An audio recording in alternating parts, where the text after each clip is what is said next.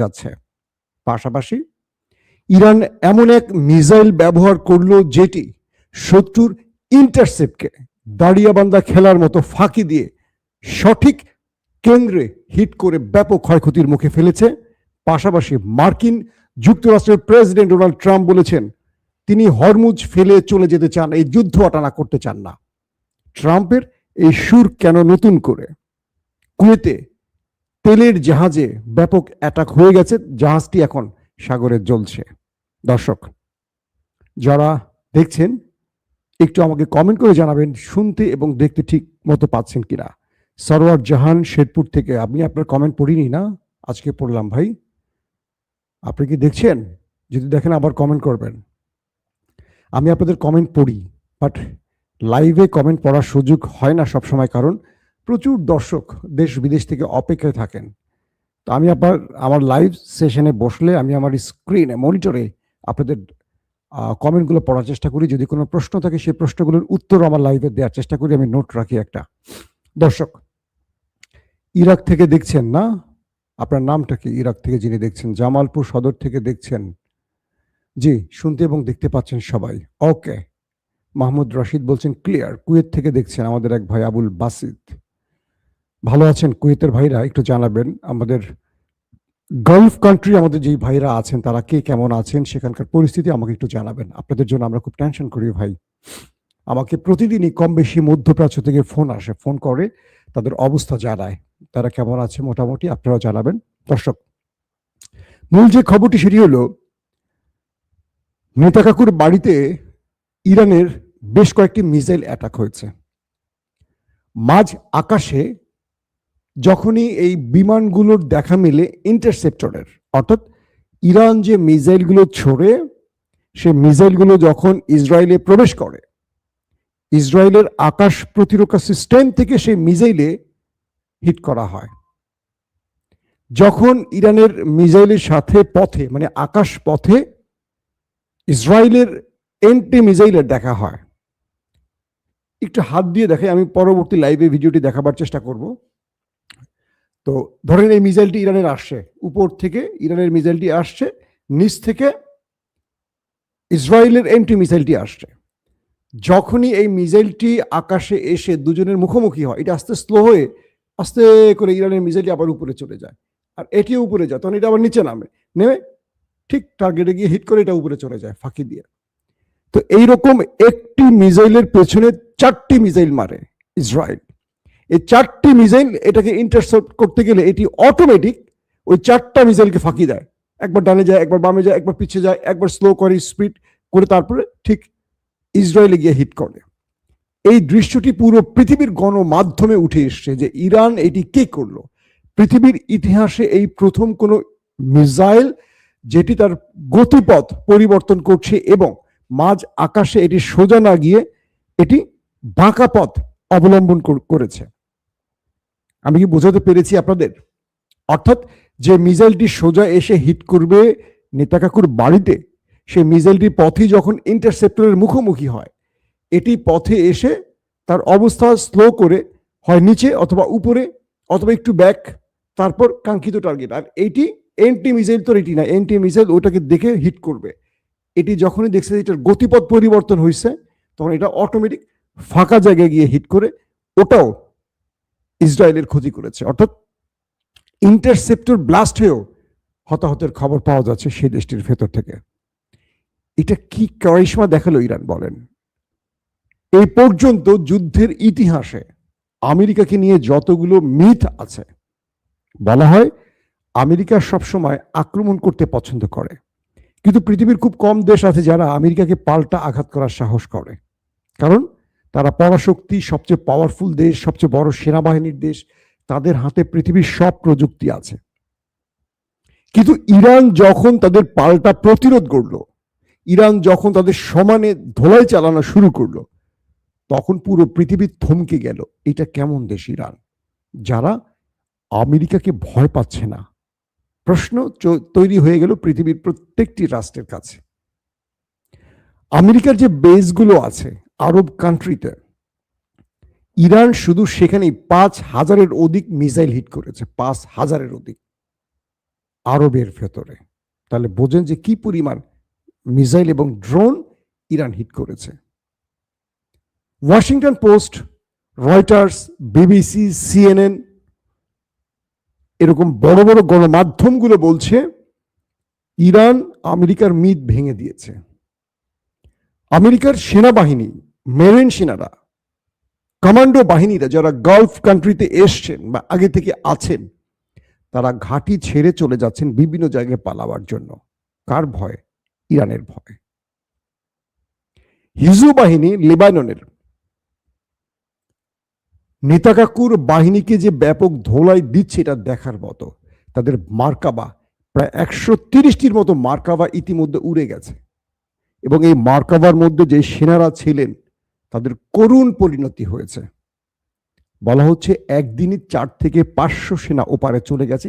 আল মায়াদিন দাবি করছে হিজবুল্লাহর বা কি লেবাননের গণমাধ্যম। ইরান ইসরায়েলের ভেতরে তাদের সিসিটিভি ক্যামেরা হ্যাক করেছে, মানে ইরানের একটা গ্রুপ, হ্যাকার গ্রুপ ইসরায়েলের ভেতরে তাদের সিস্টেম হ্যাক করে ইরান যে হিটগুলো করছে ওই দেশটির ভেতরে সেই ফুটেজগুলো সিসিটিভি থেকে সংগ্রহ করছে। এখন পৃথিবীকে দেখাবে ইরান যে ওরা, আমরা যে আক্রমণ করছি ওদের দেশের ভেতরে এগুলো ওরা লুকিয়ে রাখছে, সেই খবর তোমরা এখন দেখো দর্শক। তো ইরান যে ওদেরকে আক্রমণের সময় এই যে ভেলকি দেখাচ্ছে, এই ভেলকিগুলো এখন পুরো পৃথিবীর কাছে অবিস্মরণীয় হয়ে যাচ্ছে। একটা মিরাকেল হিসাবে গেছে যে ইরান এই মিসাইলগুলো কি করে বানালো আর এই মিসাইলগুলো কি করে আকাশে এসে শত্রুর ইন্টারসেপ্টরকে এইভাবে ফাঁকি দিতে পারে। 2 নম্বর খবর, হরমুজ থেকে এবার চলে যাওয়ার সিদ্ধান্ত নিয়েছে আমেরিকা। ডোনাল্ড ট্রাম্প জানিয়েছেন তার একক ঠেকা পড়ে নাই, তিনি ইরানের সামনে একা লড়াই করবেন। আহা হা হা হা হা, কি হলো বিষয়টা? মিস্টার ট্রাম্প, আপনি তো অনেক কিছু করবেন বলে ঘোষণা দিয়ে এসছেন, এখন কি হলো? বলছে যে ইউরোপ, নেটো, গালফ কান্ট্রি আমেরিকাকে একা করে চলে গেছে, কেউ সাহায্য করছে না। যে আমেরিকা প্রথমে 48 ঘন্টা, পরবর্তী 5 ঘন্টা, পরবর্তী 5 দিন, তারপর 10 দিন সময় দিয়েছিল ইরানকে, এবং গতকালকে বলা হয়েছিল আমেরিকার পক্ষ থেকে যে ইরানকে জাহান্নাম দেখাবে তারা। আজকে ট্রাম্প বলছেন যে হরমুজ প্রণালী তাদের একক দায়িত্ব নয়, তারা চলে যাবেন এখান থেকে। কারণ আজ ইরানের পার্লামেন্টে হরমুজ প্রণালীতে টোল আদায়ের বিষয়টি পার্লামেন্টে পাশ হয়ে গেছে। অর্থাৎ আন্তর্জাতিক যত জাহাজ গালফ কান্ট্রি থেকে হরমুজ ব্যবহার করে এখন তেল বহন করবে, তাদের প্রত্যেককে নির্ধারিত ফি ইরানকে দিতে হবে। এই যুদ্ধ ইরানকে তার অধিকার প্রতিষ্ঠা একটা বড় সাহসী পদক্ষেপ নেয়ার সুযোগ করে দিয়েছে। আমেরিকা কেন এখন পালাচ্ছে এই প্রশ্ন আসতে পারে। কারণ আমেরিকা যখন ঘোষণা দিয়েছিল তারা খার্গ আইল্যান্ডে কমান্ডো নামাবে, প্যারাটুপার নামাবে, তখন নতুন করে রাশিয়া থেকে আরেকটি সারপ্রাইজ চলে এলো। রাশিয়া সারপ্রাইজ দিল ভ্লাদিমির পুতিনের দেশ। ভ্লাদিমির পুতিনের সবুজ সংকেত, গ্রিন সিগন্যাল পেয়ে চেচেন প্রধান রমজান কাদিরভ ঘোষণা দিয়েছেন তারা ইরানের পক্ষে এবার যুদ্ধে নামতে যাচ্ছেন। তারা এটাকে ধর্মযুদ্ধ বলছেন, এটাকে রিজিওনাল বলছেন না। তার মানে আমরা কি বুঝলাম? এই চেচেনদের আফগানের পক্ষে যুদ্ধের ইতিহাস আছে, এই চেচেনদের আমেরিকার বিরুদ্ধে বা আমেরিকার মিত্রদের বিরুদ্ধে যুদ্ধের লম্বা ইতিহাস আছে। এখন তারা ঘোষণা দিয়েছে যদি আমেরিকার কমান্ডো ইরানের স্থলে অ্যাটাক করতে প্রবেশ করে তবেই চেচেনরা ইরানের হয়ে এই যুদ্ধে নেমে পড়বে। বিভিন্ন গণমাধ্যম এই বিষয়গুলো জানিয়েছে। বিষয়টা কি বুঝতে পেরেছেন? অর্থাৎ ইরান তো এখন লড়াই করছে। রমজান কাদিরভের চেচেন রাশিয়া থেকে গ্রিন সিগন্যাল নিয়েছে, তারা কিন্তু ইউক্রেনেও লড়াই করেছিল রাশিয়ার হয়ে এবং তারা ব্যাপক সাফল্যও পেয়েছিল। বলা হচ্ছে রক্তচক্ষু চেচেনরা যারা মাঠের লড়াইতে বীর দর্পে লড়তে পারে শত্রুর বিরুদ্ধে, শত্রুর জন্য আতঙ্ক সৃষ্টি করতে পারে, সেই চেচেনরা রাশিয়ার অনুমতি পেয়েছে, মানে ভ্লাদিমির পুতিনের অনুমতি পেয়ে গেছে, যদি আমেরিকা তার কমান্ডো বাহিনী ইরানের ভেতরে নামায়, তাহলে চেচেনরা ইরানের হয়ে এই লড়াইতে মাঠে নামবে ইরানের পক্ষে। খেলা এবার জমে গেছে। শুধু তাই নয়, আরো অনেক বাহিনী, হুতিরা, হিজবুল্লাহরা, তারাও বলেছে তাদের বিভিন্ন ফরমেট, গ্রুপ, ব্যাটালিয়ন এই লড়াইতে নেমে পড়বে যদি আমেরিকা ঢুকে পড়ে।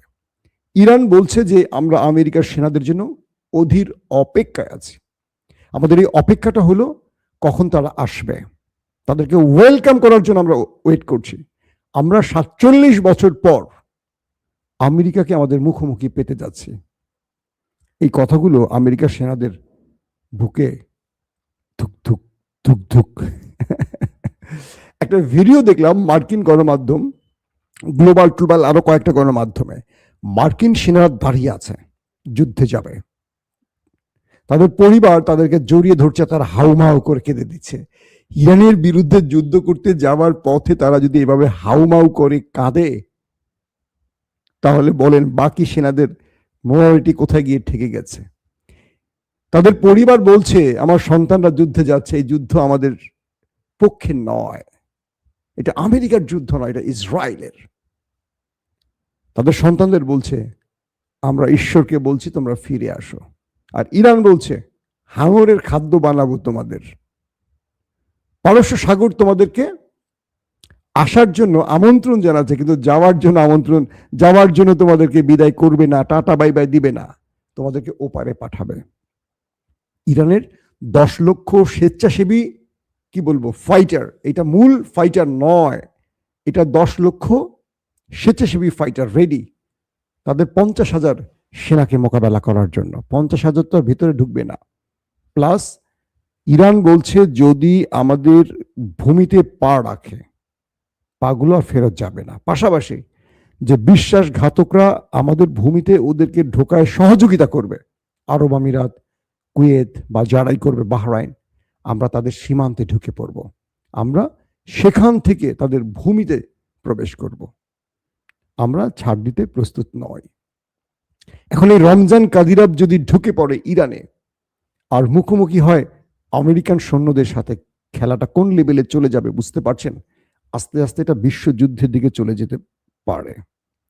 কুয়েতের জাহাজ, মানে প্রায় 3 থেকে 4 লক্ষ টন তেল বহনকারী একটি বিশাল আকারের জাহাজ আল ফালাভি, এটি ইরানের টার্গেটে পড়েছে। বলা হচ্ছে, তারা বলছে যে ইরান টার্গেট করে এটাকে হিট করেছে এবং আগুন ধরে গেছে। গভীর রাত পর্যন্ত এটাতে আগুন জ্বলতে দেখা গেছে। এখন এই পরিস্থিতির মধ্যে সৌদি আরবের সুর নরম হয়ে গেছে, বাকিদেরও সুর নরম হয়ে গেছে, কিন্তু ইরান বলছে, আব্বাস আরাকচি আজকেও বলেছেন, আমরা বিশ্বাসঘাতকদের ছাড় দেব না, তবে আমরা আমাদের বন্ধুদের সাথে অন্যায় করব না। বন্ধু বলতে তারা কাতারকে বুঝিয়েছে, হয়তো মোহাম্মদ বিন সালমানের সৌদি আরবকে বুঝিয়েছে, কারণ সৌদি আরবের সাথে ব্যাকডোরে তাদের কোনো আলোচনা হচ্ছে, এরকমটি ধারণা করা হচ্ছে। এখন এই লড়াইয়ের এই মুভমেন্টে এসে আমেরিকা বা ডোনাল্ড ট্রাম্প এসে ঘোষণা দিলেন, এটি তার নতুন ঘোষণা নাকি তিনি আবারও প্রতারণার ফাঁদ পাততে চাচ্ছেন? কারণ তিনি সকালে একটা বলেন, দুপুর একটা বলেন, রাতে একটা বলেন, বিকালে একটা বলেন, তার টাইম টেবিল নেই, তখন তিনি কখন কোনটা বলেন। তো ইরান বলছে যে শত্রুর কোনো ফাঁদে ইরান পড়বে না। ইরান তার সর্বোচ্চ প্রস্তুতি নিয়ে রেখেছে, যতদিন না গালফ কান্ট্রি থেকে ওরা না পালায়, যতদিন না ওদের উপর থেকে আন্তর্জাতিক নিষেধাজ্ঞা না তোলা হয়, যতদিন না ওদের ক্ষতিপূরণ দেয়া হয়, ইরান এই লড়াইটা চালাবে। আজকে যেহেতু হরমুজ প্রণালী থেকে টোল আদায় পার্লামেন্টের বিল পাশ হয়ে গেছে, তাহলে শীঘ্রই এখান থেকে ইরান টোল আদায় শুরু করবে। আর এই সময়টি এসে ট্রাম্প বলছেন তিনি এই অঞ্চল ছেড়ে চলে যাচ্ছেন। ইরান বলে দিয়েছে আমেরিকার পথ একটি মাত্র খোলা, তাকে গালফ কান্ট্রি থেকে চিরতরে চলে যেতে হবে। যতদিন তারা এখানে থাকবে আক্রমণ চলবে। এখন আরবরা মাথায় হাত দিয়ে বসে গেছে, তার ওস্তাদ, তাদের রক্ষাকারী, ত্রাণকর্তা আমেরিকার যদি এই পরিণতি হয়, আগামী দিন তাদের কি হবে? ইরানের আব্বাস আরাকচি সৌদি আরব, কাতারের উদ্দেশ্যে বলেছে, তোমরা আমাদের ভাই, তোমরা আমাদের বন্ধু, আমরা যুগের পর যুগ পাশাপাশি আছি। আমরা তোমাদের এইটুকু কথা দিতে চাই যে আমরা তোমাদের সাথে জুলুম করব না। ইরান দখলদারিত্ব পছন্দ করে না, ইরান সাম্রাজ্যবাদিতার মধ্যে পড়ে না, ইরান গ্রেটার ইরান বলে কোনো থিম নিয়ে কাজ করে না। ইরান প্রতিবেশীদের সাথে বন্ধুত্বপূর্ণ সম্পর্ক চায়। তোমরা এমন কাউকে মিত্র বানিয়ে তোমাদের মধ্যে ঘাঁটি দিয়েছো যারা তোমাদের নিরাপত্তার জন্য আসেনি, যারা এসছে ইসরায়েলের নিরাপত্তার জন্য, যেটা তোমরা প্রমাণ পাচ্ছ। তাহলে তোমরা চুপ করে আছো কেন? তোমরা তোমাদের শত্রুকে চেনার চেষ্টা করো। তোমরা বন্ধুকেও চিনছো না, শত্রুকেও চিনছো না। কে বলছে এটা? ইরানের পররাষ্ট্রমন্ত্রী আব্বাস আরাকচি।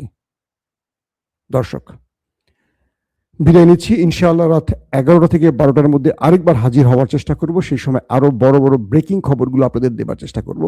এখনকার মতো বিদায় নিচ্ছি। আমি অনেকের নাম বলিনি, আপনারা কেউ কষ্ট পাবেন না। রাজশাহী থেকে দেখছেন, আগ্রাবাদ চট্টগ্রাম থেকে ফারুক দেখছেন, মুম্বাই থেকে দেখছেন, জি মালয়েশিয়া থেকে দেখতেছেন আমাদের এক ভাই মুকসিদুর রহমান। আজকের মতো বিদায় নেই ভাই।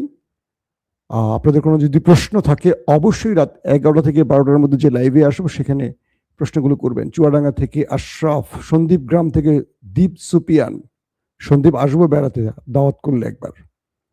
চট্টগ্রাম থেকে হিরণ, মুনির, রুবেল। ওকে ভাই, আল্লাহ হাফেজ, সবাই ভালো থাকবেন, আমার জন্য দোয়া করবেন। ওপেন দাইস মানে সত্যকে সত্য বলা, মিথ্যেকে মিথ্যে বলা। আমরা শোনা কথা নয়, চোখে যা দেখি তাই বলি।